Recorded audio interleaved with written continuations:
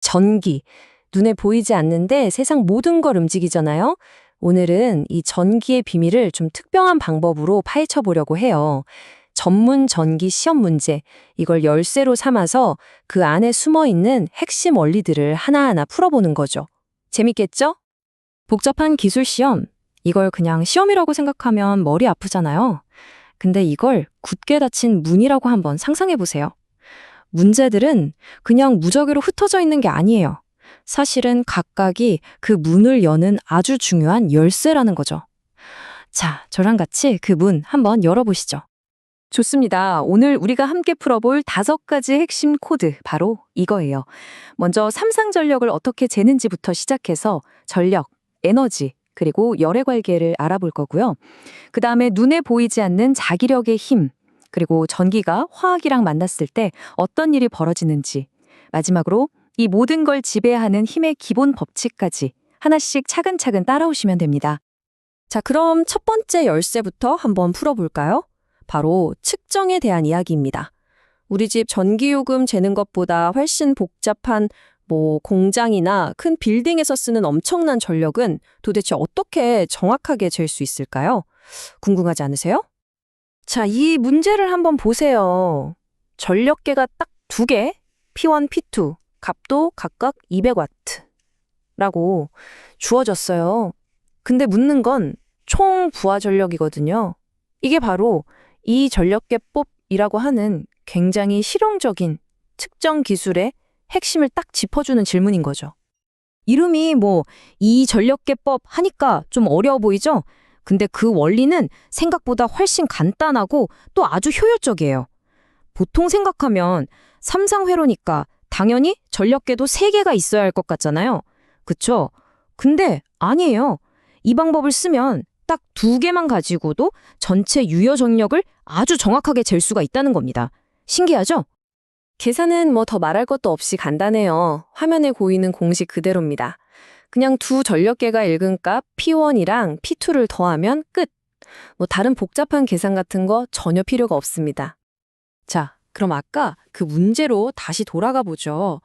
P1이 200W였고 P2도 200W였죠? 그럼 2개를 더하면 얼마죠? 네, 맞습니다. 정답은 아주 그냥 깔끔하게 400W가 되는 거죠.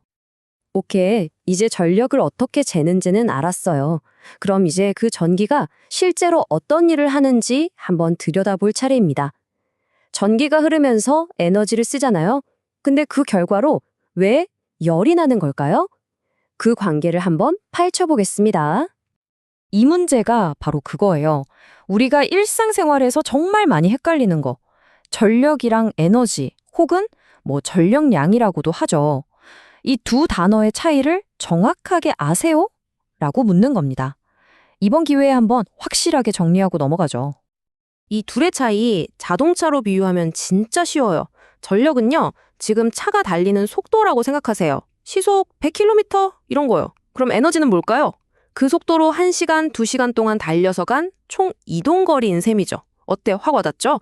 그러니까 에너지를 와트로 환산한다는 건 총 이동거리를 속도로 환산한다는 것과 같은 약간 말이 안 되는 소린 거죠. 단위가 다르니까요.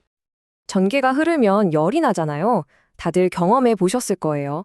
스마트폰 오래 쓰거나 충전하면 따끈따끈해지고 전기난로는 아예 뜨거워지고요. 이런 모든 현상 뒤에는 아주 중요한 물리 법칙이 하나 숨어 있는데 그게 바로 여기 보이는 줄의 법칙입니다. 이 공식을 그냥 쓱 보지 마시고 자세히 한번 뜯어보세요. 진짜 흥미로운 게 뭐냐면요. 발생하는 열, H가 그냥 전류 I에 비례하는 게 아니라 전류의 제곱, I 제곱에 비례한다는 거예요. 이게 무슨 뜻이냐면 전류가 만약 2배 세지잖아요? 그럼 열은 2배가 아니라 무려 4배나 뜨거워진다는 얘기입니다. 전류가 3배면 열은 9배. 우리가 왜 과전류를 조심해야 하는지 이 공식 하나가 그냥 바로 보여주는 거죠. 자, 지금까지는 전기가 만들어내는 열처럼 그래도 눈에 보이거나 느껴지는 현상에 대해 이야기했죠. 이제부터는 눈에 보이지 않는 세계로 들어가 볼 겁니다. 하지만 전기에서 절대 빼놓을 수 없는 또 다른 핵심, 바로 자기력의 세계입니다. 자석 가지고 놀아보셨죠? 어떤 건 착 하고 달라붙고 어떤 건 아무 반응도 없고요. 근데 이 문제처럼 오히려 자석을 갖다 대면 스르륵 밀려나는 물체도 있다는 거예요. 도대체 이 차이가 왜 생기는 걸까요? 물질이 자석에 어떻게 반응하느냐에 따라서 크게 세 가지로 나눌 수 있어요. 첫째, 우리가 잘 아는 철 같은 애들. 자석에 아주 강하게 끌려오죠? 얘네를 강자성체라고 부릅니다. 둘째, 알루미늄 같은 애들인데 아주 약하게 끌려와요. 이걸 상자성체라고 하고요. 그리고 마지막, 이 문제의 정답과 관련 있는 건데요. 자석을 밀어내는 애들이 있어요. 약하게 반발하는 거죠. 이런 애들을 반자성체라고 합니다. 의외로 물이나 구리 같은 게 여기에 속해요. 그러니까 문제에서 물체가 자석한테서 밀려났다, 즉 반발했다고 했잖아요? 그럼 답은 뭐겠어요? 그렇죠. 바로 반자성체가 되는 겁니다. 간단하죠? 자, 이번엔 전기가 화학이랑 만나는 지점으로 한번 가보겠습니다. 이게 뭐 멀리 있는 얘기가 아니에요. 바로 여러분 손에 들려있는 스마트폰, 그 안에 들어있는 배터리 이야기부터 시작해 볼게요. 문제를 보니까 2차 전지, 그러니까 충전해서 다시 쓰는 전지에 대해 묻고 있네요. 이 답을 찾으려면 먼저 우리가 쓰는 배터리가 크게 두 종류로 나뉜다는 것부터 알아야 해요. 이거 아주 쉬워요.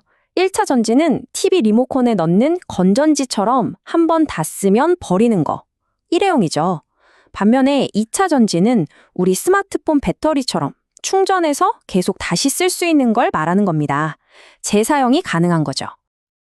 그럼 문제에 나온 보기 중에서 충전해서 다시 쓸 수 있는, 즉 2차 전지는 뭘까요? 바로 니켈 카드뮴 전지입니다. 이게 충전이 가능해서 예전에 무선 전화기나 전동 드릴 같은데 정말 많이 쓰였던 아주 중요한 충전지 기술 중 하나였어요. 이렇게 배터리처럼 전기를 이용해서 화학 반응을 일으키는 원리 있잖아요. 이 관계를 깔끔하게 법칙으로 정리한 사람이 바로 그 유명한 마이클 패러데이입니다. 패러데이의 전기분해 법칙, 말이 좀 어렵지만 핵심은 이거예요. 전기를 많이 흘려보내면 보낼수록 화학 변화도 많이 일어난다. 딱 정비례하는 거죠. 우리가 보는 반짝이는 금속 도금 같은 기술도 바로 이 원리를 이용하는 거고요. 자, 이제 드디어 마지막입니다. 지금까지 우리가 다뤘던 모든 전기 현상의 가장 뿌리가 되는 법칙이에요. 바로 모든 전화들 사이에 작용하는 그 기본적인 힘에 대한 이야기입니다. 마지막 지문이네요. 지금까지 이야기했던 모든 현상들의 근원이 되는 힘, 그러니까 두 개의 전하가 서로 밀거나 당기는 그 정전기력을 설명하는 공식이 뭐냐고 묻고 있습니다. 정답은 바로 쿨롱의 법칙입니다. 이 공식이 말해주는 핵심은 딱 두 가지예요. 첫째, 전기 덩어리, 즉 전하의 양이 크면 클수록 서로 미는 힘도, 당기는 힘도 강해진다. 뭐 당연한 얘기 같죠? 근데 두 번째가 중요해요. 둘 사이의 거리가 멀어지면 힘이 약해지는데 그냥 약해지는 게 아니라 거리의 제곱에 반비례해서 약해져요. 이게 무슨 말이냐면 거리가 2배 멀어지면 힘은 4분의 1로 팍 줄어든다는 뜻이에요. 아주 급격하게요. 자, 이렇게 쭉 돌아보니까 어떠세요? 이게 그냥 단순한 시험 문제들이 아니었죠. 전력을 재는 법에서부터 배터리 안의 화학 반응, 눈에 보이지 않는 자기력까지. 우리가 매일 쓰는 기술들 뒤에는 이렇게 서로 긴밀하게 연결된 몇 가지 근본적인 법칙들이 딱 버티고 있었던 겁니다. 이런 기본 법칙들이 발견된 건 사실 수백 년 전이에요. 그런데 그 법칙들이 바로 지금 이 순간 여러분이 보고 있는 이 화면을 켜고 있는 거죠. 자, 그렇다면 한번 생각해 보세요. 과거의 발견이 지금의 우리를 만들었다면 이 똑같은 법칙들을 가지고 미래의 우리는 또 어떤 놀라운 것들을 발견하고 만들어내게 될까요? 이 질문을 남겨드리면서 오늘 이야기는 여기서 마치겠습니다.